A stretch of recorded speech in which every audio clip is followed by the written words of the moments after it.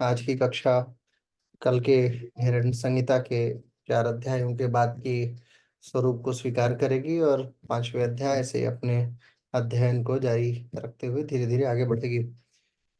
कल मैंने आपको हिरण्य संहिता के संदर्भ में कुछ कार्य भी दिया था और अपेक्षाएं थी कि आपका प्रत्युत्तर मुझे जल्द से जल्द प्राप्त होगा, परंतु इन अपेक्षाओं पे बहुत कम लोग खरे उतर पाए हैं। यानी कि तकरीबन 45% रेशियो रहा जिन लोगों ने मुझे प्रत्युत्तरित किया। एक कथा बना के लिखने की या कथा के विषय में बात करने की बात थी, तो कुछ लोगों ने कथा बनाई है और मुझे लगता है वो सुनाने में ही दिलचस्पी रखेंगे। जरूर सुना जाएगा इन कथाओं को भी। और आसनों से संदर्भित जो कथाएं थी उनके विषय में मैं बात कर रहा हूँ, तो वो कार्य भी हम लोग किया जाएगा। आज हम लोग अपने विषय को आगे बढ़ाएं, प्राणायामों का पूरा प्रक्रम हम लोग जानेंगे। परंतु एक जो बात डिफर कराती है हठयोग प्रदीपिका और गैरण्य संहिता में, वो है समय और स्थान का वर्णन करना और बहुत बहुत सेलेक्टिव होना किसी चीज को लेके कि आपको ये करना है और इस हिसाब से आपको अपना अभ्यास जारी रखना है। मैं इस विषय में आगे बढ़ूं उससे पहले आपको एक सूचना देनी है कि जो भी लोग मास्टर डिग्री कंप्लीट कर चुके हैं, मध्य प्रदेश पीसीएस जो गवर्नमेंट संस्थान है, अ, व्यापम के द्वारा एक परीक्षा होती है जिसमें योगा सब्जेक्ट का भी एग्जाम लिया जाता है। तो यदि आप योगा से मास्टर डिग्री कंप्लीट किए हैं तो मध्य प्रदेश पीसीएस के द्वारा आयोजित होने वाली परीक्षा में भाग लीजिए और योगा के गवर्नमेंट प्रोफेसर बन सकते हैं आप, जो कि फॉर्म निकला पड़ा है और अच्छी खासी सीट है। मध्य प्रदेश पीसीएस बहुत ज़्यादा सीट नहीं लेता है, लेकिन मुझे पूर्ण अपेक्षा है कि जिस हिसाब से आप लोग नेट तैयार करते हैं, यदि आपकी आयु उसमें सुनिश्चित होती है तो आप इसमें बखूबी पार्टिसिपेट कर सकते हैं। मुझे लगता है इसमें मैक्सिमम आयु वर्ग जो है वो, इसको सेट का टेस्ट बोलते हैं, स्टेट एलिजिबिलिटी टेस्ट इसे बोलते हैं। और सिर्फ 55% मार्क्स चाहिए और पूरा आप एक बार जाके आप देखिएगा। मतलब एमए में 55% मार्क्स चाहिए। आप एक बार जाके देखेंगे वेबसाइट्स पे, एस्टेट करके है मध्य प्रदेश का, तो आपको पूरा ज्ञान इस विषय में पता चल जाएगा। और मैं बड़ा श्योर हूँ कि अगर आप थोड़ी सी मेहनत करेंगे तो ये गवर्नमेंट जॉब आप बड़े आराम से निकाल सकते हैं। ठीक है, तो जिसको गवर्नमेंट में जाने में इंटरेस्ट हो, जैसे मुझे कोई इंटरेस्ट नहीं रहा शुरू से, तो मैं अलग हूँ इन सारी विधाओं से, लेकिन यदि आपको, क्योंकि मैं जानता हूँ भारत में सरकारी नौकरी को बड़ा तवज्जो दिया जाता है और उसे बड़ा प्रेम किया जाता है, खास करके अगर आप योग वगैरह से प्राप्त करते हैं, तो जाहिर सी बात है कि आपके लिए एक अच्छी चीज़ होगी और एक अच्छा आपके करिकुलम विटाए में एक अच्छा लेवल एड ऑन होगा। उम्र काफ़ी ज़्यादा है, मतलब इसमें एज की जो सीमा है वो बहुत ज़्यादा दी गई है। तो आई एम श्योर कि अगर आप थोड़ी मेहनत करेंगे तो इसमें सेलेक्ट हो सकते हैं। और दूसरी एक अच्छी चीज़ ये है कि एक बार व्यापम घोटाला पहले हुआ था मध्य प्रदेश में, तब से जो व्यापम संस्था है जो ये एग्ज़ाम ऑर्गेनाइज कराती है, वो बहुत बहुत टाइट फिटिंग संस्था मानी जाती है। यानी कि बड़े आराम से आप इस एग्ज़ाम को किसी दूसरे स्टेट से हैं तो भी आप पार कर सकते हैं। ठीक है, तो कोशिश कीजिए कि आप इसमें प्रतिभाग करें। इस कक्षा को समाप्त करने के बाद एक बार जाइए डेटाबेस चेक कीजिए। अगर आप उस एलिजिबिलिटी में फिट बैठते हैं तो गो फॉर इट। उसमें जो भी आपको सहायता चाहिए होगी एकेडमिक रूप से, मैं आपकी सहायता करने के लिए हमेशा तत्पर हूँ। अब वापसी करते हैं आज के विषय पे। जैसा मैंने आपको पहले बताया, आज का विषय हम लोगों का प्राणायाम से संदर्भित है। 5वां अध्याय जो है वो प्राणायाम को संदर्भित करता है, घिरण्य संहिता का। इस विषय में इसमें कई सारी चीजें हैं। श्लोकों की संख्या इसमें मूलतः 98 बताई गई है, 98। मैं बार बार श्लोक इसलिए बता देता हूँ क्योंकि ये पूछा गया है एक दो बार कि हिरण्य संहिता का सबसे बड़ा अध्याय श्लोकों के आधार पर कौन सा है। इस तरीके के प्रश्न आने की संभावना रहती है। अच्छा, ये 5वां जो है इसमें 98, चौथे वाले में सबसे कम श्लोक था, तो ये भी याद रखिएगा। जो चौथा वाला है उसमें सबसे कम श्लोक है, 5 ही श्लोक है प्रत्याहार से संदर्भित, बहुत ज्यादा उसमें श्लोक नहीं है। ठीक है, 98 श्लोकों की संदर्भिता न केवल प्राणायाम के विषय में, अपितु ये भी बताती है कि किस स्थान पे योग या प्राणायाम का अभ्यास करना चाहिए। हिरण्य संहिता बहुत क्लियर है स्थान को लेके, साथ में समय को लेकर के भी, किस समय में इसका अभ्यास किया जाना चाहिए। अब भारतीय समय अनुसार, अभी तो आजकल भारतीयता तो आपको पता ही है, बहुत सारी चीजों में हम लोग अपने आप को समाप्त करने में लगे पड़े हैं। ऐसे ही हमने अपने महीनों को भी समाप्त करना शुरू कर दिया है। ये पीढ़ी धीरे धीरे भूल रही है, अगली पीढ़ी तो पूरी तरीके से भूल जाएगी। लेकिन जो संदर्भ है आपका, वो ऋतुओं से संदर्भित है। इसमें माना गया है कि कुल 6 ऋतु जो मेजर हैं, ठीक है, जिसमें ये 5वें अध्याय का 8वां और 9वां श्लोक जो है वो ये बताता है कि किस ऋतु में योगाभ्यास शुरू करना चाहिए और किस में नहीं करना चाहिए। तो हेमंत में, शिशिर में, वर्षा ऋतु में और ग्रीष्म काल में, इन चारों ऋतुओं में योगाभ्यास शुरू नहीं करना चाहिए किसी भी परिस्थिति में। ये लाइन लिख लीजिए, हेमंत ऋतु, शिशिर ऋतु, ग्रीष्म ऋतु और वर्षा ऋतु, इसमें योग नहीं शुरू करना चाहिए। बसंत में और शरद ऋतु में, बसंत ऋतु यानी जो फरवरी मार्च के आसपास शुरू होती है इसमें, और शरद ऋतु यानी वही अक्टूबर नवंबर के आसपास में योगाभ्यास शुरू किया जाना चाहिए। शुरू करने का, ऐसा नहीं कि फिर खत्म कर दे, तो फिर ऐसा नहीं। अगर 1 वर्ष तक लगातार अभ्यास कर रहे हो तो कोई दिक्कत नहीं है, लेकिन शुरू यदि करना हो, नए नए अभ्यासी हैं, तो उसके लिए आपको ये दो जो जो ऋतुएं होती हैं इनको स्वीकार करना चाहिए। ठीक है, आगे महर्षि हिरण्य ये भी बात बोलते हैं, 5वें और 6वें श्लोक में ये बोलते हैं कि योग स्थान कैसा होना चाहिए। तो बताते हैं कि एक तो धार्मिक स्थान हो, ठीक है, उसके अलावा भोजन के लिए सहजता से खाद्य पदार्थ मिल सके, किसी प्रकार का उपद्रव ना हुआ हो। उपद्रव का मतलब खून खराबा, दंगे, रियॉट्स, कोई लाश गड़ी हो, कोई मृत्यु हुई हो, या इस तरीके का कोई स्थान रमणीक स्थान माना जाता है। जो शानदार स्थान हो उसे रमणीक बोलते हैं। ऐसे यानी रमण करने योग्य, यानी घूमने योग्य हो, ऐसा स्थान हो, यानी उत्तम स्थान हो। उसके बाद जिस जगह पे योगाभ्यास किया जाए वो एक कुटिया युक्त हो, कुटिया हो, और वो कुटिया चारों तरफ 4 दीवारी से घिरी हुई हो। कुटिया हो, कुटिया 4 दीवारी से घिरी हुई हो। उस 4 दीवारी के भीतर, यानी कि जो एरिया है उसके अंदर जल की व्यवस्था हो, पीने के स्वच्छ जल की व्यवस्था हो, पीने के जल की व्यवस्था हो। वापी कूपत कूपद डांगम च प्राचीरम मध्यवर्ती च, यानी कि जो प्राचीर है उसके मध्य में वापी हो, या क्या कहते हैं, कुआं हो, कूपत हो, कूपत यानी कुआं हो, ठीक है। ऐसा स्थान जो है वो योगाभ्यास के लिए उपयुक्त माना जाता है। ये भी माना जाता है कि उचित प्रकाश की व्यवस्था हो, ठीक से प्रकाश आता रहे, ऊर्जावान स्थान हो। ये ऐसे स्थान को योग के लिए महत्वपूर्ण माना जाता है। आगे कहते हैं, इसके पहले भी कहते हैं कि कहाँ कहाँ नहीं करना चाहिए। कहाँ करना चाहिए ये मैंने आपको बताया, कहाँ नहीं करना चाहिए, ठीक है। महर्षि घिरन कहते हैं कि राजधानी में बैठकर, यानी कि बहुत भीड़ भाड़ वाले स्थान पे, बहुत भीड़ भाड़ वाले स्थान पे नहीं करना चाहिए, ठीक है। ऊंच नीच स्थान पे योगाभ्यास ना हो, बहुत ऊंच नीच स्थान पे योगाभ्यास नहीं होना चाहिए, जंगली जानवरों से युक्त स्थान पे योगाभ्यास नहीं होना चाहिए। ऐसा माना जाता है कि ये सारी चीजें बेकार होती हैं योगाभ्यासियों के लिए,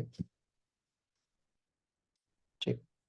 आगे लिखिए, घेरन ऋषि भोजन के ऊपर भी प्रकाश डालते हैं, भोजन के ऊपर भी प्रकाश डालते हैं, भोजन के ऊपर भी प्रकाश डालते हैं, एवं कहते हैं पथ्य एवं अपथ्य भोजन में चयन करना होता है, इस प्रकार का भोजन करना चाहिए। पथ्य एवं अपथ्य का वर्णन करते हुए चयनात्मक होते हैं। महर्षि हिरण्य चयनात्मक है। देखो, एक चीज मैं बताता हूँ, बड़ा सिंपल सा सिद्धांत है। आपने थियरी ऑफ वर्च्यू पढ़ा है?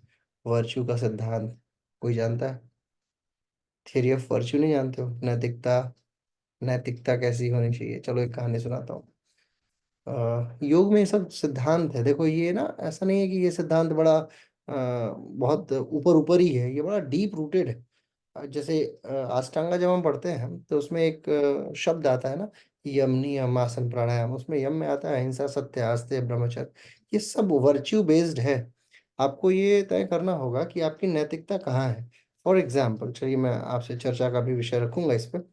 फॉर एग्जाम्पल, मानिए मैं आपसे कहता हूँ कि आप वर्चू हैं, आपकी वर्चू कैसी है। जैसे पाश्चात्य देशों ने जो सोनल जी, जो आपका देश है, ठीक है, नीदरलैंड, फ्रांस, उधर का जो पूरा क्षेत्र है, उसने एक सापेक्ष वर्चू यानी कि वर्च्यू एथिक्स की बात की है। और जो हमारा जो देश है भारत, इसने निरपेक्ष एथिक्स की बात की है। निरपेक्ष, सापेक्षता और निरपेक्षता, नैतिकता क्या होती है, सापेक्ष नैतिकता और निरपेक्ष नैतिकता। सापेक्ष नैतिकता आप ऐसा समझो कि स्थिति के साथ बदल जाती है।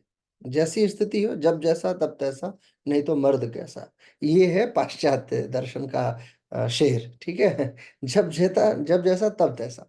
फॉर एग्जाम्पल, जैसे एक वकील है, वो उसके सामने कोई बड़ा क्लाइंट आता है, बहुत पैसे वाला, तो उससे बोलता है मेरी फीस तो लाख रुपए है, ठीक है। और वहीं कोई गरीब हो जाता है, तो गरीब से बोलता है कि चलो कोई बात नहीं, तुम्हारा काम मैं फ्री में कर देता हूँ।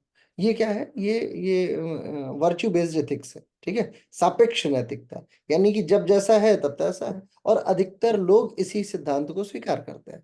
जैसे मैं ऐसा जानता हूँ, ऐसे बहुत सारे योगा आचार्य कि अगर क्लाइंट बड़ा रईस है, तो उसे बोलता है सर मैं 20,000 रुपये लेता हूँ 12 दिन के।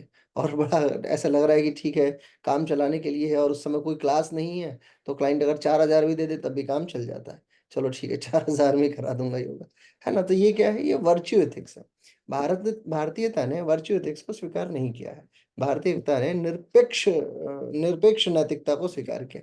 यानी ब्लाइंड होके जो चीज एक बार जो कही वही सत्य है, ठीक है। अब जैसे महात्मा गांधी इसके बड़े प्रचारक थे, उनके सामने ये बात आई थी, इमैनुअल कांट वगैरह के सिद्धांत को उन्होंने पढ़ा देखा, और उनसे बड़ा प्रभावित थे, लियो टॉलस्टॉय से। टॉलस्टॉय उनके एक तरीके से किताबी गुरु मान लीजिए आप, महात्मा गांधी के। तो टॉलस्टॉय से बड़ा प्रभावित थे, और ऐसे बहुत सारे लोग थे उन दिनों जिसमें महात्मा गांधी के ऊपर अच्छा प्रभाव डाले थे। तो उनसे पूछा गया कि आप ये बताइए कि निरपेक्ष नैतिकता में जाते हैं या सापेक्ष नैतिकता में। तो उन्होंने कहा निरपेक्ष नैतिकता में। मेरा सत्य हर परिस्थिति में सत्य होगा। और जब उन्होंने अपनी पुस्तक लिखी थी, उस पुस्तक में ये बात लिखी भी। उनकी एक पुस्तक है हिंद स्वराज, वो अपने उसमें बैठे लिखे थे जब वो जा रहे थे ब्रिटेन से अफ्रीका की यात्रा पे। तो वो जहाज में उन्होंने एक किताब लिखी हिंद स्वराज, उसमें उन्होंने लिखा कि अहिंसा के जो पुजारी हो वो सत्य हो, मरते दम तक वो सत्य बोले, ठीक है। यानी कि वो निरपेक्ष हो, चाहे किसी भी परिस्थिति हो। अब वो पंडित जी की कहानी मैंने आपको पहले सुनाई थी एक बार, कि एक गाय निकली उसमें से, पंडित जी नहा के निकले गंगा जी से, और एक गाय बगल से गुजरी। अब गाय बहुत जोर से भागते हुए गई, ठीक है। और पीछे से एक कसाई भी आया। अब कसाई ने पंडित जी से पूछ लिया, पंडित जी बताओ गाय किधर गई। अब कसाई के हाथ में तलवार। अब पंडित जी परेशान कि सापेक्ष नैतिकता की बात करूं कि निरपेक्ष नैतिकता की बात करूं। निरपेक्ष नैतिकता होती तो ये कह देती कि गाय का मुझे नहीं पता, गाय इस दिशा में गई है भाई, पीछे दक्षिणी दिशा में गई है, जबकि गाय उत्तर दिशा में गई थी। निरपेक्ष होते थे क्योंकि वो समय के अनुसार बदल रहे थे। और यदि सापेक्ष नैतिकता होता, निरपेक्ष नैतिकता होता, तो वो कहते कि नहीं, गाय इधर गई है, बाकी तुम जानो, गाय की भाग्य जाने, है ना। अब वो तो डिपेंड करता है कि गाय को तुम मारने जा रहे हो, कि गाय को डरा के लेके आओगे, कि गाय का क्या करोगे, वो तुम्हारे ऊपर है। मैं झूठ नहीं बोलूंगा। तो योगा टीचर इन्हीं दोनों सिद्धांत, महर्षि घेरंड हमेशा निरपेक्षता को स्वीकार करते हैं। महर्षि घेरंड में यही एक खासियत है। उनका पूरा पूरा सिद्धांत जो है वो निरपेक्ष नैतिकता को स्वीकार करते हुए आगे बढ़ता है, यानी बिल्कुल टू द पॉइंट। ऐसा नहीं है कि वो बहुत अलग अलग जगहों पे चेंज होते रह रहे हैं। जहां जहां आप उनके सोर्सेज को आप ट्रेस करने की कोशिश करेंगे, यदि दार्शनिक भाव से आप संहिताओं को देखते हैं, संहिता इसका नाम क्या है पुस्तक का? घेरंड संहिता। इसका नाम घेरंड उपनिषद नहीं रखा है, इसका घेरंड वेद नहीं रखा है इसका नाम। ऐसे बहुत सारे, घेरंड गीता नाम नहीं रखा। गीता भी कितनी सारी, 18-19 तो गीता है, 20 गीता है जिसको मैं ही जानता हूँ। बाकी और 2-4 गीता हो तो ईश्वर जाने, है ना। कृष्ण की गीता तो एक उसी महाभारत में, उसी बैटल में, जिस उसी बैटल ऑफ ग्राउंड में, जिस ग्राउंड में ये पूरा बैटल हो रहा है, पूरा युद्ध हो रहा है महाभारत का, एक्चुअली उसी ग्राउंड में कई सारी गीता बोली गई। इवन अर्जुन से पहले कई सारी गीताएं बोली गई। अर्जुन को तो जो Gita means what, Gita means something that God is saying to someone, right. कुछ है जो ईश्वर कह रहे हैं अपने अनुयायी से। यही हुआ, सबसे पहले भीष्म पितामह ने बोला कि प्रभु मैं तो पहचान गया हूं, मैं तो सैया पे हूं, कृपया करके समय रोकिए, मुझे बताइए। ईश्वर ने समय को रोका, कृष्ण ने समय को रोका, और गए और जाके उनके सारे प्रश्नों का ज्ञान दिया, जो जो उन्होंने पूछा, सारे प्रश्नों का वर्णन उन्होंने किया। तो भीष्म गीता तो पहली हो। इस तरीके से बहुत सारी कर्ण गीता है। कर्ण का जब पहिया फंस गया, तो जब मारे जाने की बात आई, तो उस समय उन्होंने रोक दिया, इधर संधान हो गया था, अर्जुन ने तीर साध लिया था, तीर का संधान हो गया, और अर्जुन ने फिर समय को रोक दिया, कृष्ण ने। और उसके बाद उन्होंने कर्ण को एक गीता सुनाई, कर्ण के विषय में, उसके सारे प्रश्नों का। उसने बोला मेरी क्या गलती थी, मैं तो एक पुत्र था अच्छा खासा, मेरे को अगर मैं विवाह पूर्व जन्म ले चुका था, ईश्वरीय सत्ताओं की कृपा से हुआ था, तो ईश्वर की गलती, मेरे को पूरे जीवन क्यों भोगना पड़ा था। तो इन सारे विषयों को उन्होंने धीरे धीरे अपना पूरा ज्ञान दिया। और कर्ण गीता भी, ऐसी कई सारी गीता हैं। तो कहने का मतलब ये है कि संहिता का मतलब ये होता है जो आपके सर्वस्व हित की बात करती है, और सर्वस्व हित जो है वही संहिता है।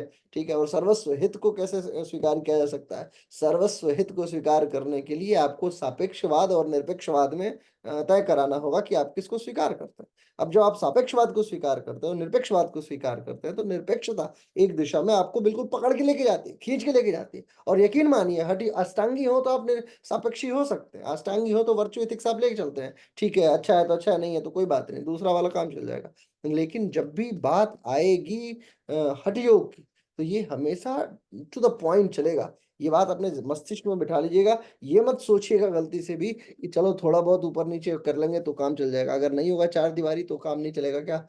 है, हमारी चार दीवारी खुली हुई है, तीन दीवारी है, तीन दीवारी से में नहीं चलेगा। हठ योग की खासियत ये है, हठ योग आपको बिल्कुल रिजिडिटी के साथ लेके चलता है। आप अभी भी जितने हठ योगियों को जानते होंगे, आप देखिएगा उनका बिल्कुल 3 बजे अगर उठना है तो 3 बजे उठना है। उनके चाहे गर्मी हो, चाहे बरसात हो, चाहे जाड़ा, कोई भी महीना चल रहा हो, वो बिल्कुल टू द पॉइंट है। और ऐसे लोगों का क्रोध बड़ा तीव्र होता है। अगर आप ऐसे लोगों से मिलेंगे तो आप देखेंगे कि ये बड़े क्रोधी होते हैं, तुरंत उनको गुस्सा आएगा और तुरंत शांति भी हो जाएंगे। ठीक है, तो ये आपको तय करना होगा कि आप किस दर्शन पे आगे बढ़ रहे हैं। निरपेक्षतावाद को स्वीकार करते हैं कि सापेक्षतावाद को स्वीकार करते हैं? और जिस भी वाद को स्वीकार करते हैं उस आधार पे अपने मार्गों का अनुसरण कीजिए। और ये तो एक सिद्धांत मैं आपको बता रहा हूँ, इसके अलावा कई सारे और सिद्धांत। दार्शनिकों को जब आप सुनेंगे, समझेंगे, जानेंगे, तो आप पाएंगे कि आपके पास में कई सारे ऐसे ऐसे व्यापक स्रोत हैं। ठीक है, जिन स्रोतों के आधार पे आप अपने ज्ञान का उन्नयन कर सकते हैं। बहरहाल, बैक टू द पॉइंट वापस आते हैं। गैरन संहिता के ही विषय में हम लोग आगे लिखिए। इन्होंने भोजन के विषय में बताया है। निरपेक्ष भोजन है, याद रखिएगा। निरपेक्षता का मतलब बिल्कुल एंटी वर्च्यू एथिक्स मान के चलिए आप। बड़ा फोकस इनका इनका कथन है। कहते हैं, क्या कहते हैं कि सबसे पहले योग साधक को चावल, योग साधक को चावल, लिखते रहिए वन बाय वन करके। चावल, जौ का सत्तू, गेहूं का आटा, मूंग, उड़द, चना आदि को भूसी रहित करके भोजन करना चाहिए। चना को भूसी रहित करने को बोला, पता लगे आटे को ही भूसी रहित करते हैं आप। चना को भूसी रहित करने वाला, जो चना का ऊपरी जो होता है आवरण, उसे हटाने की बात। भोजन करना चाहिए। आगे लिखिए। परवल, कटहल, परवल, कटहल, ओल, ओल, मानकंद, कंकोल, करेला, कुंदरू, करेला, कुंदरू, अरवी, ककड़ी, केला, अरवी, ककड़ी, केला, गुलर और चौलाई आदि का साग खाना चाहिए। साग खाना चाहिए। और आगे आगे बोलते हैं, कच्चा या पका केला। ठीक है, कच्चा एवं या पका केला, बैगन, कच्चा शाक, जिस ऋतु में आप भोजन कर रहे हैं उस ऋतु का शाक, यानी जो पालक वगैरह होती है, बथुआ इत्यादि खाया जा सकता है। आगे लिखिए।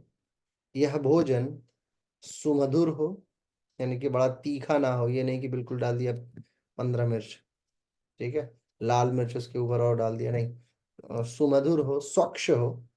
स्वच्छता की कई सारे पैरामीटर हैं।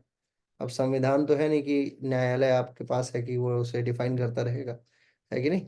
आई मस्ट थिंक कि एक योगा में भी ऐसा संविधान होना चाहिए, एक ऐसी बॉडी होनी चाहिए जो कोई भी ऐसे लीगल शब्दों को डिफाइन करे, है ना। स्वच्छता का मतलब, जैसे नोएडा में, मैंने आपको पहले भी बताया है, हमारे शहर में नोएडा में स्वच्छता का मतलब जानते हैं क्या है? अगर आप पालक स्वच्छ खाना चाहते हैं और अगर आप बुद्धिमान नहीं है, दूसरे शहर से आए हुए हैं, तो आपकी स्वच्छता उसी समय धूमिल कर दी जाएगी। क्यों? क्योंकि नाले के पानी से वो उसे स्वच्छ कर देते हैं।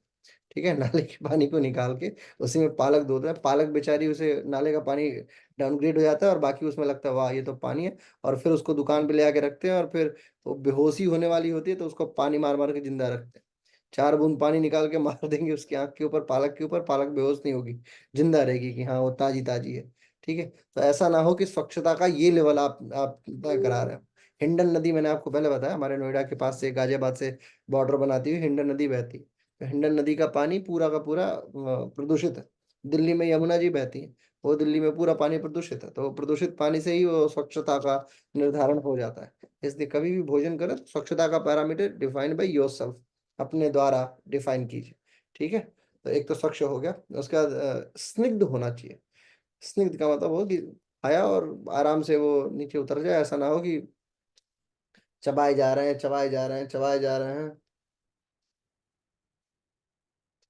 है ना, ऐसा नहीं होना चाहिए। ठीक है, स्निग्ध होना चाहिए और सुरस होना चाहिए। सुरस का मतलब होता है कि ठीक ठाक तेल से बना हो, जैसे सरसों का अगर मिले तो बेटर है। ऐसा ना हो कि पहले डालडा आता था, वनस्पति घी जिसको बोल देते हैं ना, या आजकल शुद्ध घी के नाम पे जानवरों की चर्बी खिलाई जाती है।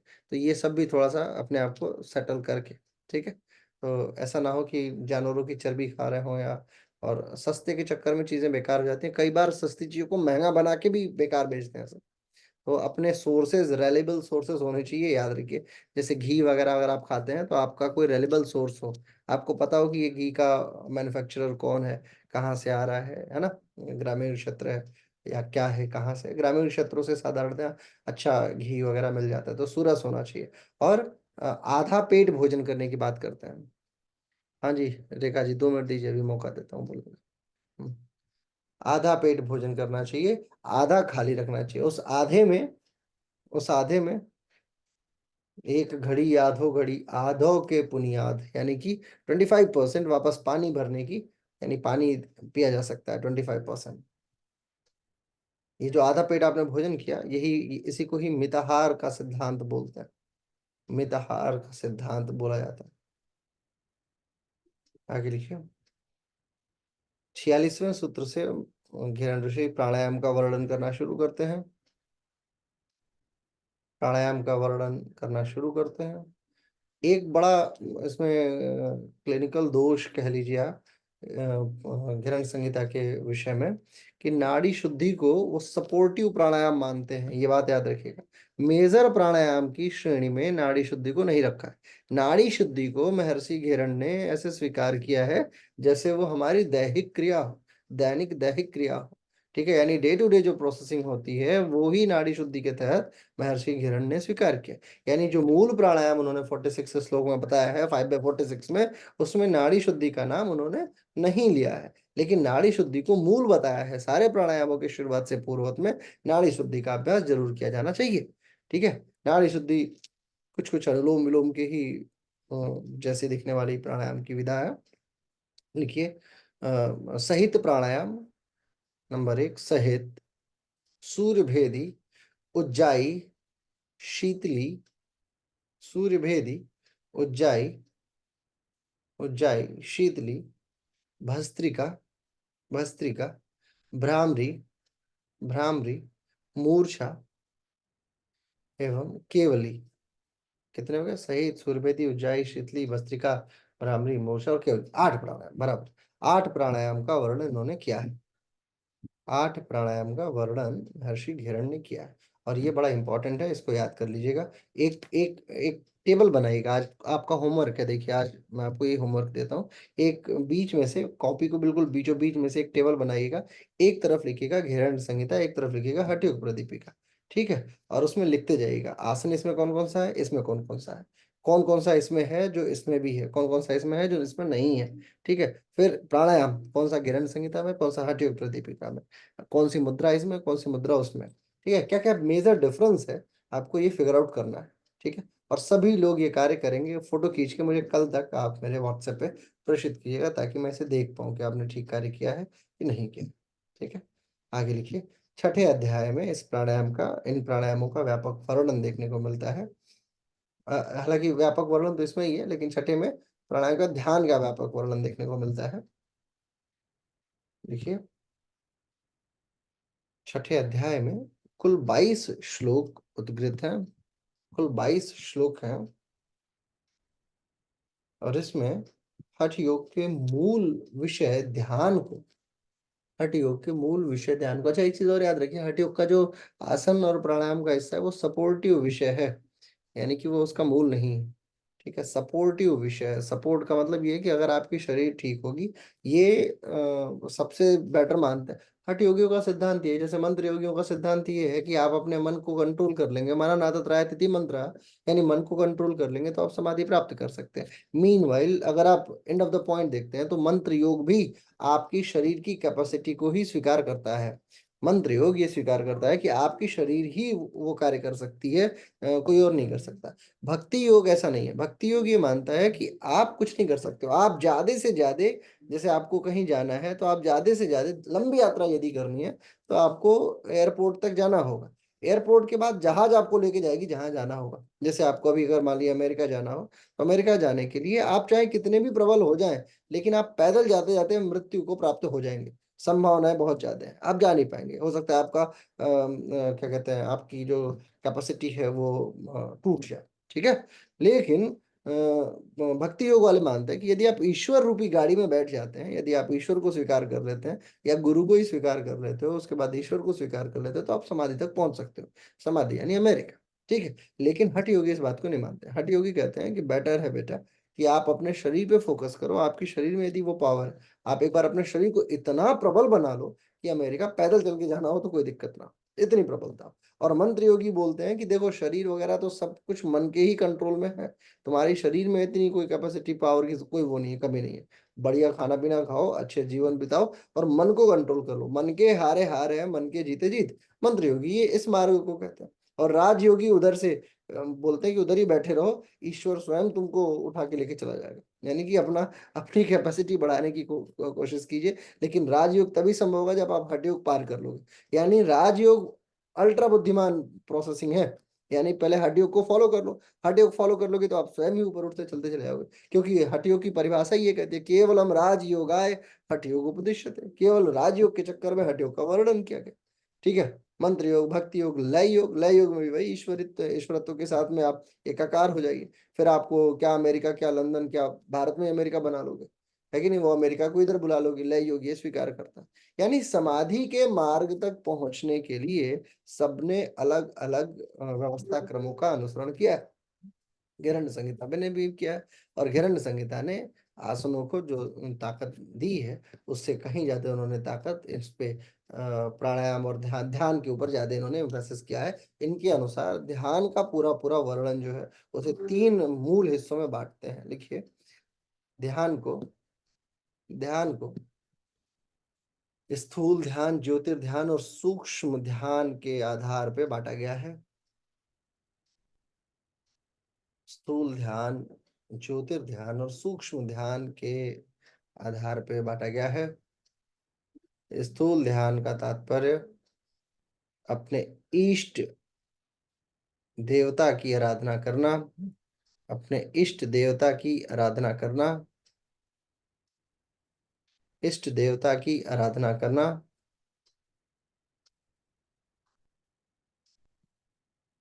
जो मूर्ति स्वरूप हो सकते हैं, जो मूर्ति स्वरूप हो सकते हैं।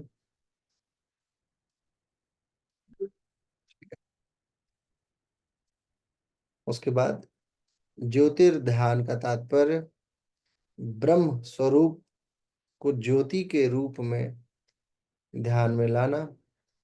ये ध्यान आपका हमेशा लगा रहता है। ये ध्यान जो है ना, जो ज्योति ज्योति ध्यान की साधना है, ये बड़े आराम से लगा सकते हैं, बड़ा इजी होता है।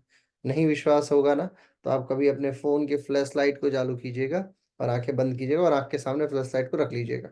आप देखेंगे कि आपके आंखों के सामने बिल्कुल श्वेत प्रकाश, आंखें बंद हैं तो भी एक पर्दा है जिस पे सफेद प्रकाश दिखाई देना शुरू हो जाएगा। यानी कि वो ऐसा आपको लगेगा स्किन पार होके जा रही है। लेकिन जब आप बहुत आंख बहुत क्लोजली बंद करते जाएंगे और अपने आप को इतना उसमें उतारते चले जाएंगे, तो आप ये पाएंगे कि एक्चुअली में वो सफेद रंग, उसका रंग परिवर्तित होता जा रहा है। कभी वो पीले में बदल रहा है, कभी लाल में बदल रहा है, कभी काले में बदल रहा है। अलग अलग रंग वो बदलता चलता चला जाएगा। और सामान्यतया हम लोग के मस्तिष्क में ध्यान को लेके क्या बैठा हुआ है, जैसे पुराने सीरियल्स में या टीवी वगैरह में दिखाते थे कि शक्तिमान ने योग साधना की। शक्तिमान देखते थे आप लोग? शक्तिमान ने योग साधना की, अद्भुत अदम्य साहस की परिभाषा है।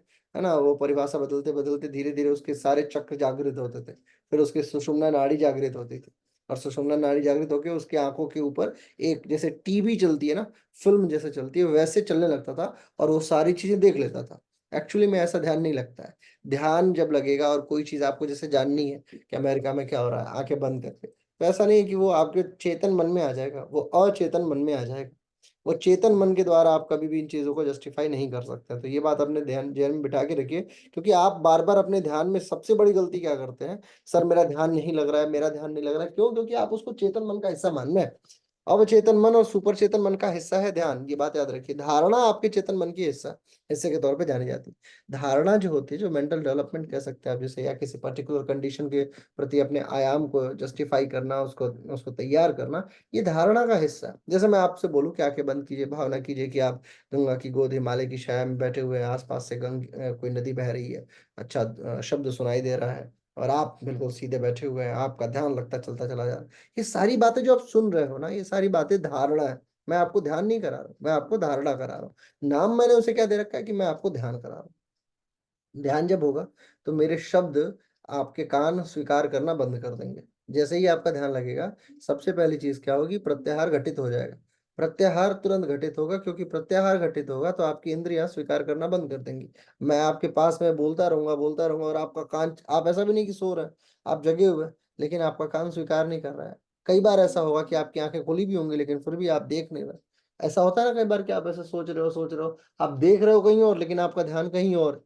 ध्यान कहीं और है, देख शब्द क्या है इसमें, आप हो वहीं पे, ध्यान कहीं और, यानी फोकस बिंदु कहीं और है। ऐसे ही इंद्रियां सबसे पहले स्वीकार करना बंद करती हैं, और फिर ध्यान घटित होना शुरू होता है। और ध्यान की घटना एक ऐसी घटना है जिसको डिस्क्राइब नहीं किया जा सकता। ना मैं उसको अपने ध्यान को डिस्क्राइब कर सकता हूँ, क्यों? क्योंकि उस समय व्यक्ति विचार शून्य हो जाता है। और जब आप अपने ध्यान को करने जाएंगे तो सेम आपके साथ भी होगा, आप भी विचार शून्य हो जाएंगे। और विचार शून्यता को जो डिस्क्राइब कर सकता है, वो दो ही व्यक्ति हो सकता है, या तो ईश्वर, या बहुत प्रबल जो साधना वाले गुरु होते हैं। ध्यान को जनरल कोई डिस्क्राइब नहीं कर सकता। जो डिस्क्राइब कर रहे हैं, जैसे आप यदि डिस्क्राइब कर रहे हैं कि मेरा ध्यान लगा तो मेरे को ये महसूस हुआ, वो महसूस हुआ, ये सब फेक बात है। यानी आप अपने धारणा में आप सोच रहे हो कोई चीज, जो सोचने को ध्यान कह रहे हो, एक्चुअली में वो नहीं है, आप धारणा के विषय में बातें बता रहे हो। मैंने आपको पहले बताया कि यदि आपका ध्यान घटित होगा तो वो विचार शून्यता की स्थिति में होगा, और जो कि अवचेतन मन का हिस्सा है, और अवचेतन को आप डिफाइन नहीं कर सकते। अवचेतन मन डेफिनेशन के पार है। ध्यान किन लोगों को घटित होता है, जैसे जितने भी लोगों का आपके सिलेबस में जितने भी लोग हैं ना, वो सारे के सारे ध्यान में पहुंचे हुए लोग थे, यानी पहुंच के वहां से वापस आ गए, और आपको फिर बताने के लिए, इसीलिए वो सिलेबस में। तो यदि आप भी जाना चाहते हैं सिलेबस में, तो सबसे पहले अपने आप को उस योग्य बना लीजिए।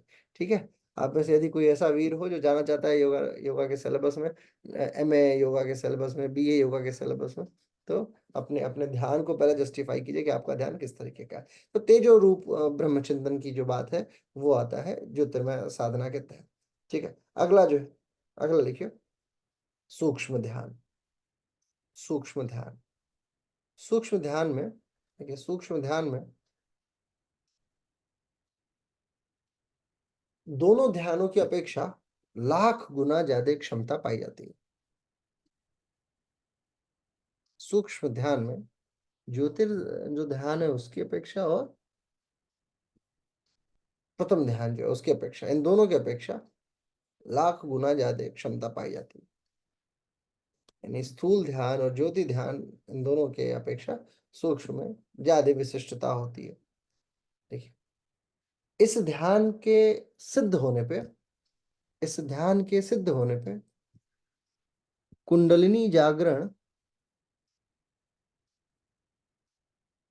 कुंडलिनी जागरण की संभावनाएं घटित हो जाती हैं। कुंडलिनी जागरण की संभावना घटित हो जाती है।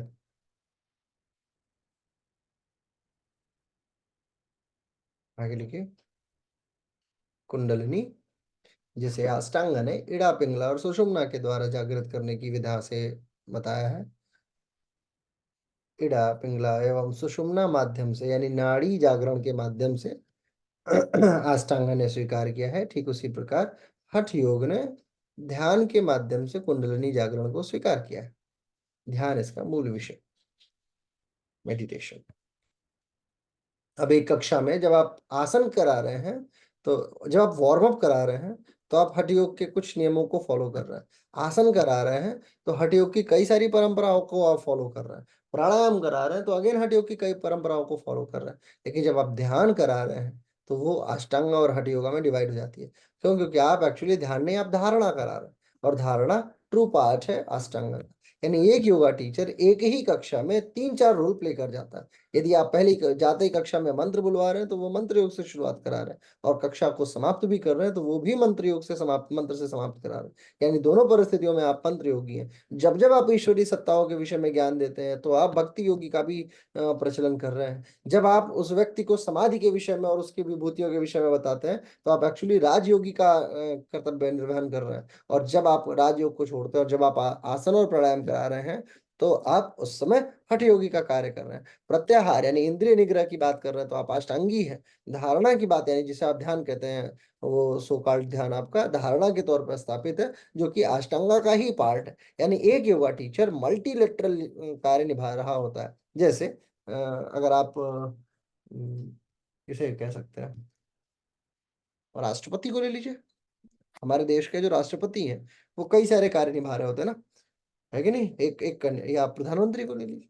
ऐसे ऐसे जो कॉन्स्टिट्यूशनल पोस्ट जो है, वो एक साथ में कई सारे रूप को निभा रहे हैं। चलिए छोड़िए प्रधानमंत्री, राष्ट्रपति, आप स्वयं को ले लीजिए। आप किसी के क्या कहते हैं, किसी की बेटी है ना, किसी की बहन है, किसी की माता है, किसी की आंटी है, किसी की मौसी है, किसी की बुआ है। आप तो एक ही हैं, लेकिन आप कई सारे रोल को प्ले कर रहे हैं। ऐसे ही एक योगा टीचर कई सारे अप्रोच को लेके चलता है। ये क्लाइंटों के लिए होनी चाहिए। याद रखिए, क्लाइंटों का मूल उद्देश्य क्या है? क्लाइंटों का मूल उद्देश्य है स्वास्थ्य वृत्त विज्ञान, यानी कि शुद्धता के साथ में अपने शरीर को ठीक कर ले, उसके अलावा उसे कुछ नहीं चाहिए।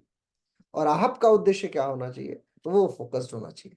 आप अपने एक बिंदु पे अडिग रहिए, एक विचारधारा को प्राप्त करने की कोशिश कीजिए। बहु विचारधारा यदि आप स्वीकार करते हैं, ऐसा नहीं कि आप बहु विचारधारा स्वीकार नहीं कर सकते, लेकिन इतिहास गवाह रहा है कि बहु विचारधारा के गुरुओं का ना कभी किसी ने नाम लिया, ना कभी आप अध्ययन करने के लिए गए।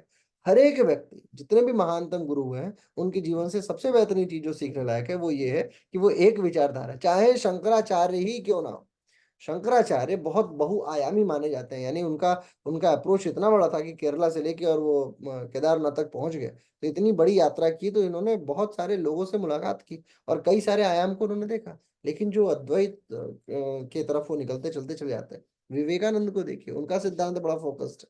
ठीक है, आप ठाकुर जी को देखिए, रामकृष्ण परमहंस को, उनका सिद्धांत बड़ा फोकस्ड है। इसलिए आप अपने आयाम को जितना विस्तृत करना हो, यू कैन डू दैट। लेकिन जहां पे आपको अपने अपनी बात आती है, अपने स्वार्थ सिद्धि की जब बात है, इसी चक्कर में बुद्ध धर्म जो है वो दो हिस्सों में बट गया था। बुद्ध धर्म दो हिस्सों में क्यों बटा था? इसी चक्कर में। एक हिस्सा ये मानता है कि हमें अपना, पहले सिर्फ हमें अपनी समाधि प्राप्त करा लेनी है। हम जब समाधिस्थ हो जाएंगे, उसके बाद बात का बाद में देखा जाएगा। ठीक है। और जो दूसरा संप्रदाय था, जो दूसरा हिस्सा था, दूसरा उसमें जो ग्रुप था, वो नहीं मानता था। वो ये बोलता था कि नहीं, पहले हमारा ही जिम्मेदारी है, हम तो मॉन्क बन ही चुके हैं, भिक्षु बन चुके हैं। हमारा कार्य क्या है? हमारा कार्य है कि समाज के लोगों को समाधि के विषय में जागृत कराना, और जब हमारा अंतिम समय आएगा, तब हम अपने पे फोकस होके चले जाएंगे। एक बोलता था कि नहीं ठीक है, मीट मांस मुर्गा मछली अंडा दूध शराब सब खाया जा सकता है। दूसरा बोलता था ये तो हो ही नहीं सकता, हमारे भगवान बुद्ध ने तो कभी इसको लिया ही नहीं। और बुद्ध को भगवान के रूप में पूजा जाने का जो श्रेय है, वो मथुरा शैली को है। मथुरा शैली ने जो भगवान बुद्ध की मूर्ति आप अपने घर में रखते हैं ना, एक्चुअली ये मथुरा कला के तहत पहली मूर्ति बनाई गई थी। जो जो मुंडी लेके आते हैं आप, उनका घुंघराला बाल, है कि नहीं? उनका कभी देखा भगवान बुद्ध का बाल स्ट्रेट हो? है नहीं ना। उनका जो घुंघराला बाल है, वो मथुरा शैली ने स्वीकार किया था। मथुरा यही आगरा के पास एक जगह है, श्री कृष्ण भगवान की जन्म। ठीक है। अलग अलग कलाएं हुई, बहुत सारी चीजें अगर आप देखेंगे, थोड़ा डीप ड्राइव करेंगे, तो आपको मिलेगा बहुत बहुत यूनिक यूनिक चीजें आप समझ सकते हैं। अगला है 7वां अध्याय, समाधि से संदर्भित वार्ता करता है। कुल 23 श्लोकीय पाठ है ये। 7वां अध्याय 23 श्लोकीय पाठ है। घिरण्य ऋषि ने समाधि के विषय पे प्रकाश डाला है, और एक चीज को बड़े प्रबलता से स्वीकार किया है, वो है अखंडानंद बोधाय शिष्य संतापहारिणे सच्चिदानंद रूपाय तस्मै श्री गुरुवे नमः। ये जो लाइन है, यानी मूल मैं आपको बता रहा हूँ, ये लाइन इसमें नहीं लिखी थी, लेकिन गुरुता को बहुत महान माना है ग्रंथ संहिता ने। ग्रंथ संहिता ने ये स्वीकार किया है कि जो भी गुरु भक्त होता है, या जिन भी शिष्यों पे गुरु की कृपा होती है, वे समाधि को प्राप्त कर जाते हैं। तो द थिंग इज, आपको क्या चाहिए? तो वो है समाधि। और समाधि के लिए जो चीज, जो बेटर नाव है, वो है एक योग्य गुरु। और ऐसा गुरु जो स्वयं समाधि प्राप्त किया हो। ऐसा गुरु घंटाल नहीं जिसको समाधि ना मिली हो और वो आपको समाधि दिलवाने का वादा करे। And for the God sake, उसके लिए कोई पैसा नहीं लगना चाहिए। ठीक है, ये याद रखिए। यदि आप पैसा देके समाधि खरीदने जाते हैं तो आपसे बड़ा मूर्ख कोई नहीं होगा। ठीक है, तो ये अपने मस्तिष्क में बिठा के रखिए। और समाधि, मैंने आपको पहले ही बताया है कि आप जब अष्टांगा पढ़ेंगे तो आप ये बात जान जाएंगे कि समाधि का मतलब सिर्फ वो नहीं होता जो आपके दिमाग में बैठा हुआ है। समाधि का मतलब कि आए और गए, ये नहीं होता। समाधि के दो प्रकार हैं। एक होता है जिस समाधि को आप टेस्ट करके वापस इस दुनिया में एंजॉय कर सकते हैं, यानी इस दुनिया को समझ सकते हैं, समझा सकते हैं, अपने कार्यों को पूर्ण करा सकते हैं। और एक वो होता है कि जिसमें आपकी उम्र सब कुछ खत्म हो गया तो आप समाधि। हालांकि समाधि आपका उद्देश्य नहीं हो सकता, परंतु अगर अगर कभी जागृत हो, तो सबसे पहले जागृति से भी पहले जो चीज आवश्यक है, वो है अपने गुरुओं का चयन करना। ठीक है, अष्टावक्र जो थे उनके कई सारे गुरु थे। अष्टावक्र की गीता भी बड़ी फेमस गीता है। अगर आप सारी गीताओं में देखेंगे तो दो गीता मेरे को सबसे बेहतरीन लगती है। कृष्ण की गीता तो जाहिर सी बात है, उसका तो कोई तोड़ नहीं है। लेकिन उसके अलावा यदि दो गीता अगर आपको कभी पढ़ने का मौका मिले, तो अष्टावक्र की गीता और गुरु गीता, ये दो गीता आप पढ़िएगा जरूर। आप अष्टावक्र की गीता पढ़ के स्तब्ध रह जाएंगे कि उनके विचारधाराओं में क्या क्या तीक्ष्णता है। अष्टावक्र ऐसे व्यक्ति थे जो वैसे तो विकलांग माना जाता है, यानी कई जगह से, 8 जगह से वो मुड़े हुए थे। उनकी शरीर बड़ी टेढ़ी थी, परंतु अद्भुत ज्ञान था उनके पास में। ठीक है। और अष्टावक्र का कभी यूट्यूब वगैरह पे सीरियल सीरीज वगैरह भी है, तो आप चाहें तो उधर भी जाके देखिएगा, बड़ा इंटरेस्टिंग बनाया हुआ है उस सीरीज को। ठीक है, आगे लिखिए। घृण संहिता के, मतलब घृण संहिता में ये कहा गया है कि मन को मन को हर चीज से निकाल के, हर चीज से अलग करके परमात्मा में लगा देने से योगी को समाधि प्राप्त होती है। मुक्त स्वरूप जो भाव है उसे ही समाधि कहा जाता है।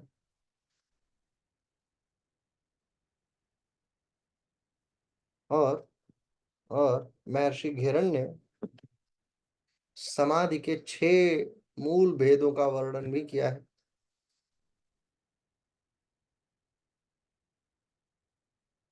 6 समाधि माने 6 प्रकार की समाधि किन किन माध्यमों से प्राप्त की जा सकती है, उसका वर्णन है basically.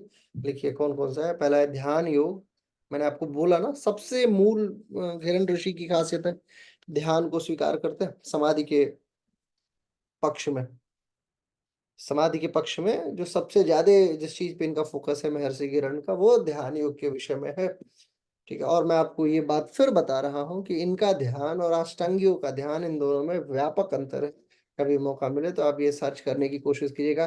Find out the 10 major differences between hatha yogi का जो ध्यान है उनके में, एंड बिटवीन अष्टांगीज का जो ध्यान है। ठीक है, आगे लिखिए। नाद योग, महर्षि किरण ने ध्यान योग, नाद योग, रसानंद योग, रसानंद योग, लय सिद्ध योग, लय सिद्ध योग, भक्ति योग और राजयोग समाधि का उल्लेख किया है। समाधि का उल्लेख किया है महर्षि घिरण, यानी घिरण ऋषि कहते हैं, घिरण ऋषि कहते हैं, समाधि प्राप्त करने के उपरांत, समाधि प्राप्त करने के उपरांत मनुष्य या जीव आवागमन से मुक्त हो जाता है। आवागमन से मुक्त हो जाता है। और और ईश्वरीय परिवृज्या में एकाकार हो जाता है। ईश्वरीय परिवृज्या में एकाकार हो जाता है।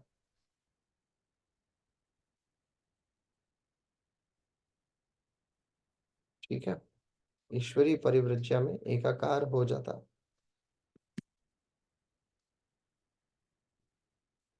बस इसी के साथ में घेरंड संहिता नामक पुस्तक समाप्त होती है। हठ योग प्रदीपिका और घेरंड संहिता नामक दो पुस्तकों का हमने क्रियाकलाप जो है वो पूर्ण कर लिया। अब बात आती है आपके कथाओं के ऊपर। ठीक है, कहानियां, कल मैंने आपको कुछ टास्क दिया था। सबसे पहले पवनी बग्गा ही सुनाएंगी। रेखा बत्रा जी को भी कुछ कहना, लेकिन पवनी बग्गा के बाद। जी सर, नमस्ते सर। मैंने जिस क्रम में आसन लिखे हुए हैं ना, उसी क्रम में कहानी बनाने की कोशिश कर रही है। हम्म। सिद्ध होने के लिए पद्मासन में भद्र बैठे, मुक्त हो जाना चाहते थे वो, व्रज बनना चाहते थे वो, स्वस्तिक बनाया कुटिया पे। सी गौ रहते थे जंगल में, वीर का धनुर था खोया, मृत बन श्वासों को कर गुप्त वह जमीन पे लेट गया। मत्स्य ने यह सब देखा, बता दिया मत्स्येंद्र और गोरक्ष को, पश्चिम से उत्कट का संकट टालने, मयूर कुकट कूर्म मंडूक आए।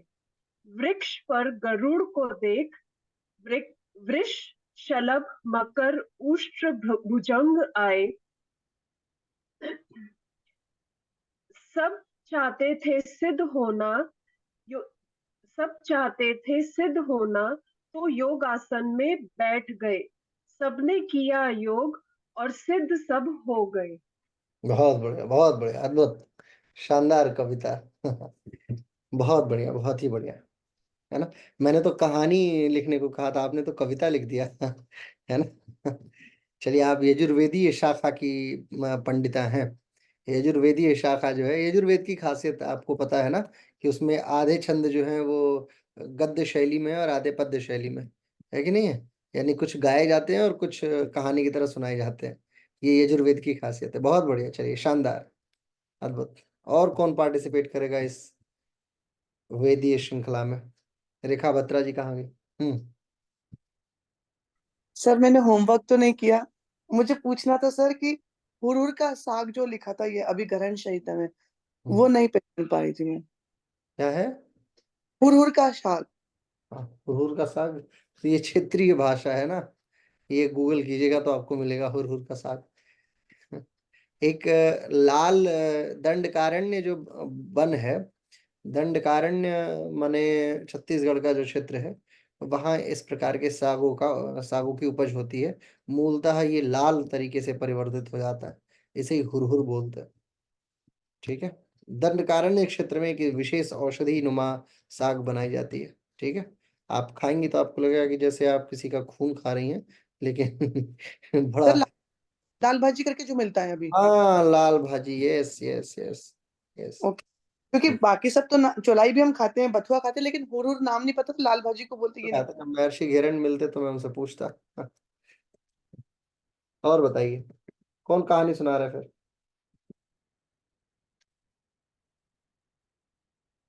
नेक्स्ट नेक्स्ट बोलिए कोई, किसी को नहीं बोलना?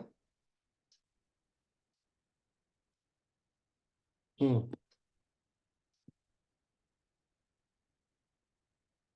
चलिए, कोई बात नहीं। रणधीर ठाकुर जी का एक प्रश्न था, टाइफाइड रोग से संबंधित, है ना। टाइफाइड को कैसे ठीक किया जा सकता है? हम्म, टाइफाइड जो है, एक तो एक चीज ये देखिए, टाइफाइड के लिए सबसे जरूरी जो चीज होती है वो ये है कि आप आराम से पहले शारीरिक मेहनत कम कर दें। जितना संभव हो सके अपने शरीर को कम से कम यूज कीजिए। रिलैक्स जितना करेंगे उतना बेटर होगा। दूसरी चीज, वाटरी चीजें जो होती हैं, जैसे वाटरमेलन हो गया, ग्रेप्स हो गई, ये बड़ा हेल्प करता है। फिर शकरगंजी एक चीज होती है, शकरगंजी, उसे बॉइल्ड अगर करके खाते हैं तो वो भी बड़ा हेल्पफुल होता है।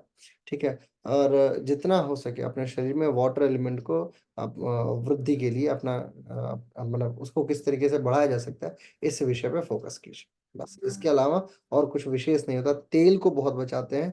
ठीक है। और जितना हो सके अपने डाइट को कंट्रोल करके, क्योंकि जब भी हम लोग जब टाइफाइड हो, मलेरिया हो, चिकनगुनिया हो, इस तरीके की चीज़ों में जाते हैं, तो परेशानी हमारे लिवर पे ज़्यादा पड़ती है। ठीक है, लिवर को बड़ा वो होना पड़ता है। और इसके लिए कई बार ऐसा होता है कि अब जैसे डॉक्टर्स हैं वो बड़ी हैवी हैवी दवाएं दे देते हैं, एंटीबायोटिक्स बहुत हैवी चलाते हैं। टाइफाइड वगैरह हो जाए तो एमॉक्सिसिलिन एक दवा होती है जिसको पहले 400 mg में देंगे, 250 400 में पहुंचाएंगे, फिर 650 तक पहुंचा देते हैं। ठीक है, तो ऐसा ना हो कि हमारा ध्यान उधर बढ़ जाए। गिलोय सर्वसम्मति से स्वीकार की जाने वाली दवा है। गिलोय जो जरनाशनी वटी एक होती है, वो बड़ा शानदार माना जाता है। तो इन दो दवाओं को दिया जा सकता है। लेकिन एंड ऑफ द पॉइंट जो सबसे जरूरी चीज है वो है रिलैक्स करना।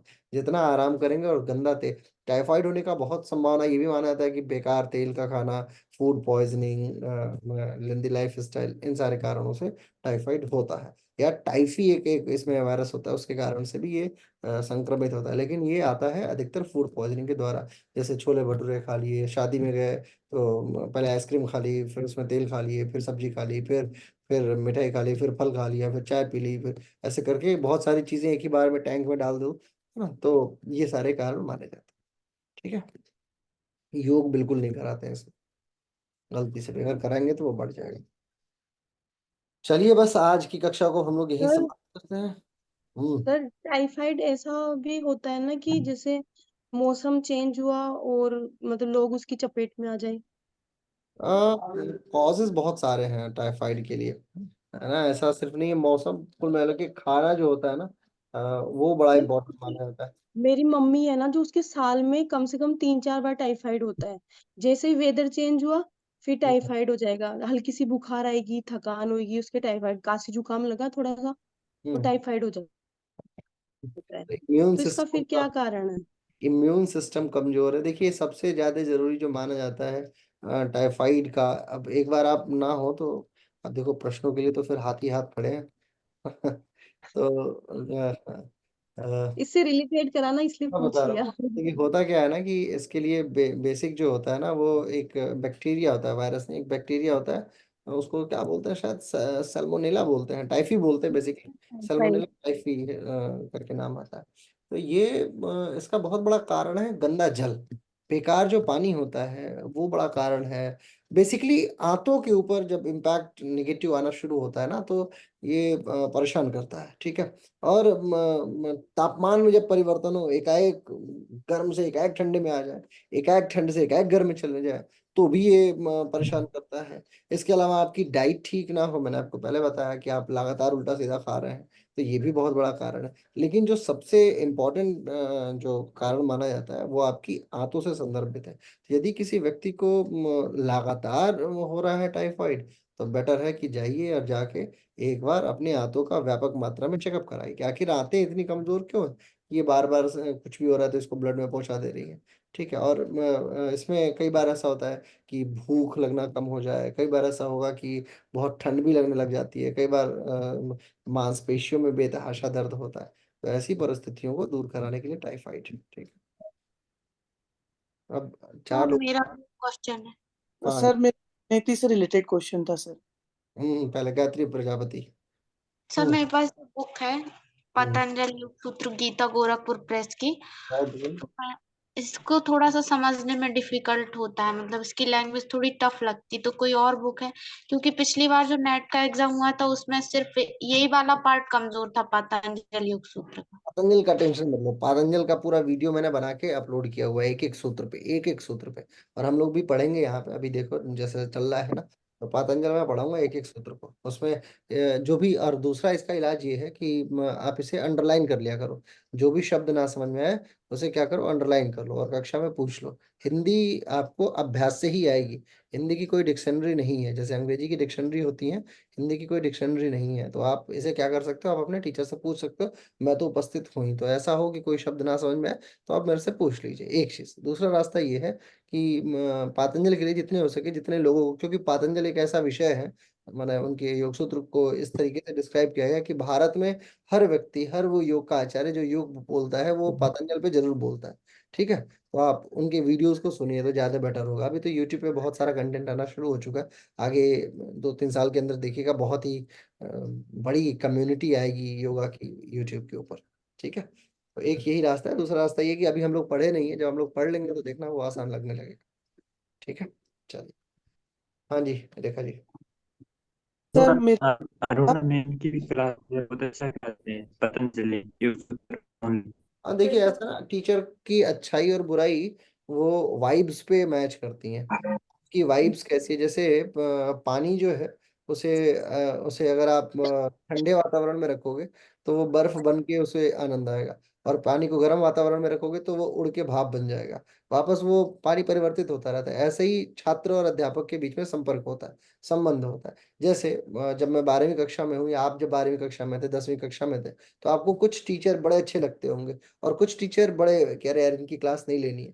फिर कुछ बहुत अच्छे लगते होंगे। ये डिपेंड करता है, हर व्यक्ति की वाइब्स होती है। इसका मतलब ये नहीं है कि जिसको आप पसंद नहीं कर रहे हो वो बेकार है, या जिसको आप बहुत पसंद कर रहे हो वो बहुत ही अच्छा है, ऐसा भी नहीं है। हर टीचर अपने को अपने अपने कोशिश के आधार पे बेस्ट बनने की कोशिश करता है। और टीचरों में कभी अच्छाई या बुराई नहीं होती है, एक बड़ा कॉमन चीज मैंने सीखा। तो ठीक है, तो आप ये मान के चलिए कि हर टीचर अच्छा है। डिपेंड ये करता है आपसे किसकी वाइब सेट हो रही है।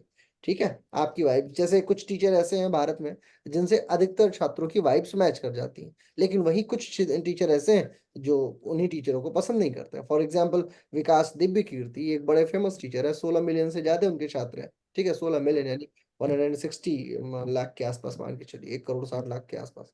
तो इतने सारे छात्र हैं उनके, विकास दिव्य कीर्ति के। इसका मतलब ये है कि इतने बच्चे उनसे मैच करा पा रहे हैं। लेकिन वही कई सारे बच्चे ऐसे हैं जो एंटी विकास दिव्य कीर्ति भी हैं। ठीक है, ऐसे ही अवध ओझा सर है, उनके कई सारे अच्छे फैन है, कई सारे बेकार है। तो ये इसका मतलब ये नहीं कि वो बेकार है टीचर, बट डिपेंड करता है आपकी वाइफ पे। हाँ रेखा जी। सर जैसे मैं कॉलेज में मैंने जल नीति सीखी थी, हम्म। रबड़ नीति और दंड सीखा था। तो हम्म। सर रबड़ नीति से मेरे नोज से ब्लीडिंग बंद हो गई, मुझे नोज ब्लीड होती थी। अभी हर संडे में जल नीति करती हूँ। तो अभी मेरा इंटरव्यू था तो उन्होंने मुझसे क्वेश्चन किया था कि आप जल नीति करती हैं तो पॉट में मतलब कितना मिनिमम पानी एक साइड से नॉस्ट्रिल से फ्लो करना चाहिए और दूसरे साइड से करना चाहिए।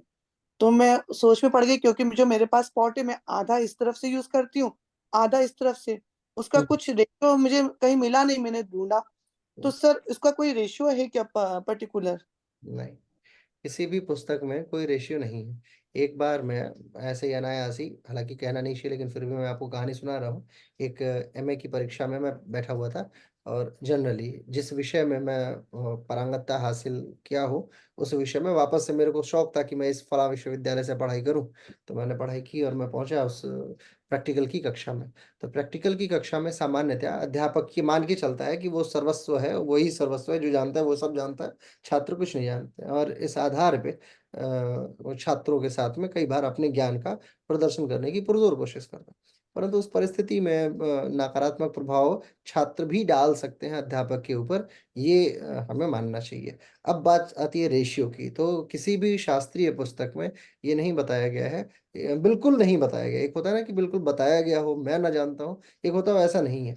एक है कि मैंने कभी आज तक अपने 15-14 साल जो भी पढ़ाने का रहा, इसमें बहुत सारी किताबें पढ़ी, लेकिन ऐसा रेशियो किसी में भी बिल्कुल लिखित में नहीं है। हाँ, ये बताया गया है, जल नीति करना चाहिए। जल नीति के लिए पॉट का जो आकार आया बड़ा, ये भी मार्केटाइज आकार है, ऐसा कोई तय आकार या प्रारूप इसका नहीं माना जाता। ठीक है, हालांकि कोशिश ये की जानी चाहिए कि जितना हो सके कम से कम 75% पानी उसमें हो, हल्का ल्यूक वार्म हो, बहुत हल्का सा, उसमें नमक वगैरह डाल के रखना चाहिए ताकि वो अच्छा, कई बार ऐसा होता है कि कुछ बीमारियां होती है जिसमें नमक नहीं भी डालना चाहिए। ठीक है, कई बार उसमें नीम का पत्ता डाल के यूज करना चाहिए, कई बार नहीं करना चाहिए। डिपेंड करता है आपकी बुद्धिमत्ता पे, कहाँ पे आप उसे कर रहे हैं। लेकिन यदि ऐसे प्रश्न पूछे जाते हैं, इसका मतलब ये है कि स्वीकार्यता वहां पे आपकी नहीं। मैंने आपको बताया ना कि एक इंटरव्यू में मेरे से पूछा गया कि कपालभाति हाई बीपी वालों को करा सकते हैं कि नहीं करा सकते हैं। मैंने बोला सर, आपने जो उत्तर सोच रखा है, मुझे पता है कि मैं आपको ये बोलूंगा कि कपालभाति नहीं कराई जानी चाहिए, और आप ये सिद्ध करने की कोशिश करेंगे कि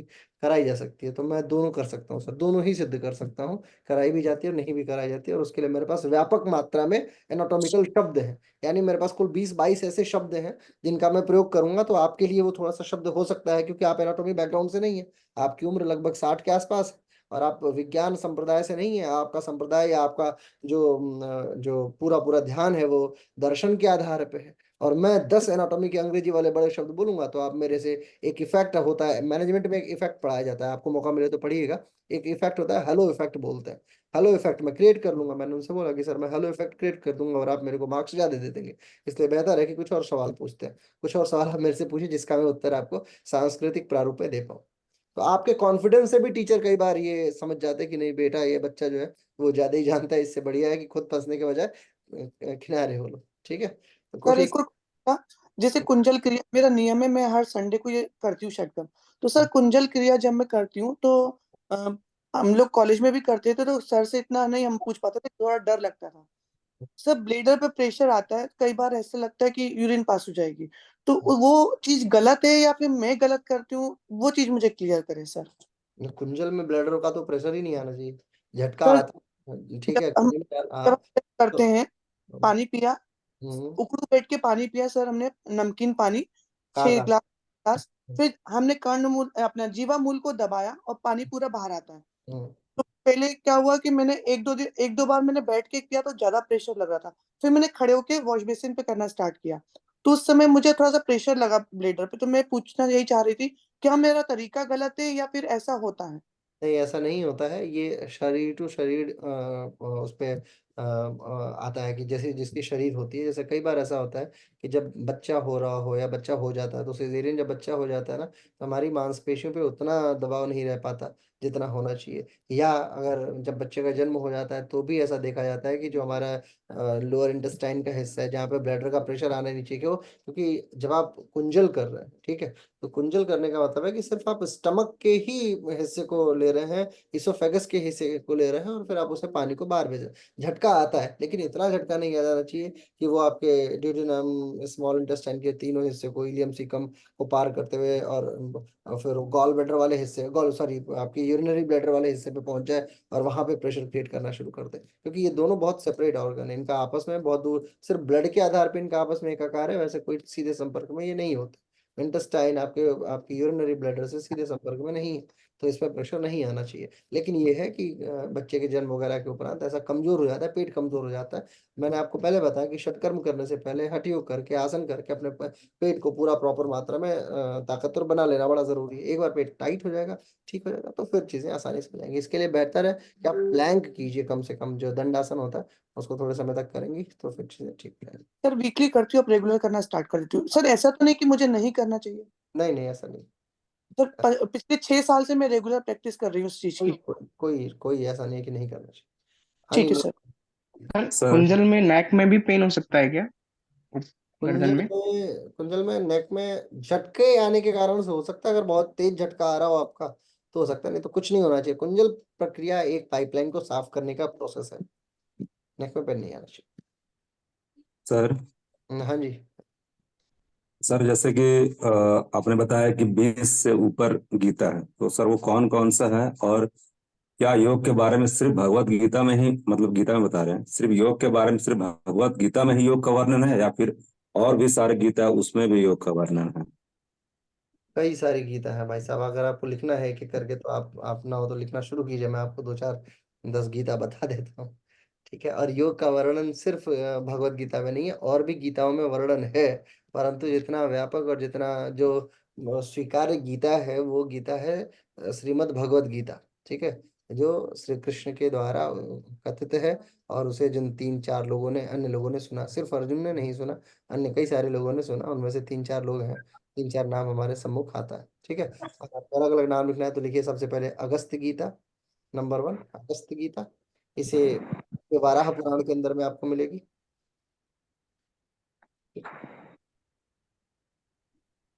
फिर है अष्टावक्र गीता, अष्टावक्र गीता। एक है उत्तर गीता, ये ब्रह्मांड पुराण में मिलेगी, उत्तर गीता ब्रह्मांड पुराण। फिर एक ऋभु गीता, ऋभु गीता शिव रहस्य पुराण जो है उसमें मिलेगी। एक है कपिल गीता, ये भगवत पुराण में ही मिल जाएगा आपको।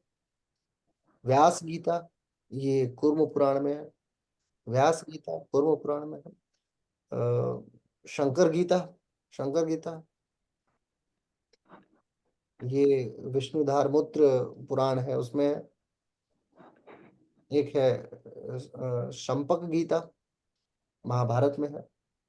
एक है शांग की गीता, ये भी महाभारत में है।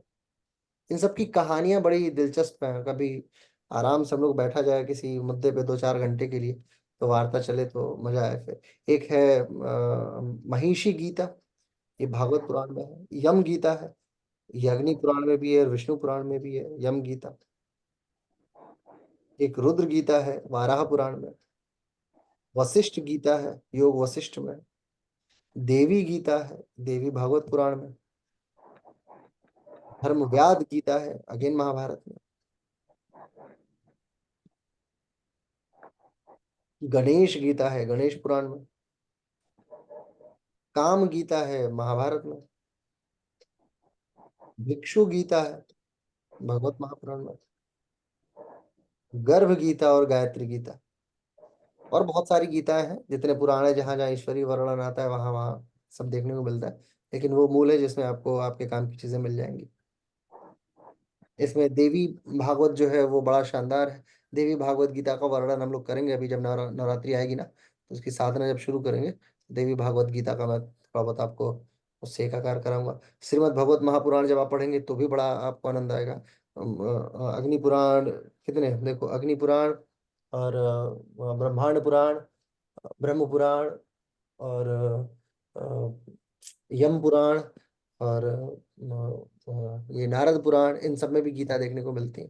तो ये कुछ ऐसे पुराण, 18 पुराणों में से 10 ऐसे पुराण है जिनमें आपको बेहतरीन गीता देखने को मिलेगी। यानी जहाँ Gita in the sense what, something जहाँ पे ईश्वर कुछ बता रहे हैं अपने शिष्यों को। बड़ा आनंद आएगा आपको पढ़ने में। अगर आप गीता पे ही पीएचडी करेंगे तो भी आपको अच्छा लगेगा, विभिन्न प्रकार के गीताओं में योग का महत्व। लेकिन पीएचडी ऐसे विषय पे कीजिए। अभी एक बच्चा था पिछले बैच में जिसने नेट निकाला है, तो वो मेरे से पूछा कि सर कौन से विषय पे करूं। तो अब ये मान के चलो ना कि आप लोगों में मैं जी रहा हूँ। मैंने बोला देखो, दो रास्ते हैं। एक तो रास्ता ये है कि तुम अपना खुद से कर लो, और दूसरा ये है कि जो मैं चाहता था कि मैं भी करूं, तो या तो तुम मेरे सपने को जी लो। तो उसने बोला सर आपके सपने को जी लेता हूँ मैं। तो मैंने उसको बताया कि नर्वस सिस्टम पे जो योग का प्रभाव है, इसके ऊपर मैं हमेशा से चाहता था कि स्टडी करूं। हमेशा से, कब से मैं चाहना शुरू किया, जब से मैं योग के प्रैक्टिकल फील्ड में आया। क्योंकि मैं बहुत सारे ऐसे क्लाइंट से मिला जिनकी परेशानियों को दूर कर पाने में खुद खुद वो जो जो न्यूरो के साइंटिस्ट हैं, ये बेचारे परेशान है, मैं तो क्या ही कर पाऊंगा। ठीक है। बड़े बड़े ऐसे बीमारी वाले बच्चों को मैंने देखा, लोगों को देखा बेसिकली, जो अलग अलग व्याधियों से परेशान है और उनके पास मेडिकल में कोई सपोर्ट नहीं है। तो उसने कहा कि ठीक है। तो अभी राजस्थान से वो अपनी पीएचडी जारी किए हुए, देखो कंप्लीट करेगा तो कुछ अच्छी चीजें निकाल के लाएगा। निकालेगा तो मैं पढ़ के बताऊंगा क्या निकाल के लाया वो। 3 साल लगता है ना खोद के निकालने में चीजों को, कि क्या क्या क्या क्या है, कैसे कैसे निकलेगा। ठीक है। ये, चलिए आज की कक्षा को समाप्त करते हैं बस। कल फिर वापस मुलाकात होगी कुछ नए विषयों के साथ में। तब तक सर्च करते हैं। होली का त्योहार आ रहा है, मुझे अपेक्षा है कि होली आप लोग अच्छे से मनाएंगे, और होली के नियमों को फॉलो करते हुए मनाएंगे। और बाकी आप उसके महत्व को समझिए। आंखें बंद कीजिए, ईश्वर को आभार व्यक्त कीजिए। गीता के विषय में आज कुछ बुलवाना चाह रहे थे, लेकिन समय की सीमा भी दे दी, नहीं तो कुछ तो जरूर ही बोलते। गीता पे मैंने बहुत कोशिश की थी जब मैं वियतनाम में था, तो कुछ वीडियोस बनाने के लिए। 2-4 वीडियोस आप सुन सकते हैं यूट्यूब के चैनल पे उपस्थित है। गहराई तक श्वास प्रश्वास। ओम विश्वानिदेव सवितर दुरितानि परासो यद भद्रम तन्यासो। ओम शांति शांति शांति सर्वारिष्ट सुख शांति भवतु। दोनों हाथ रख करके आंखों पे लगा लीजिए। ईश्वर का अभूतपूर्व योगदान हमेशा रहता है। हम लोग की कक्षाएं धीरे धीरे ही सही आगे चलते हुए जा रही हैं। डेली ऐसा होता है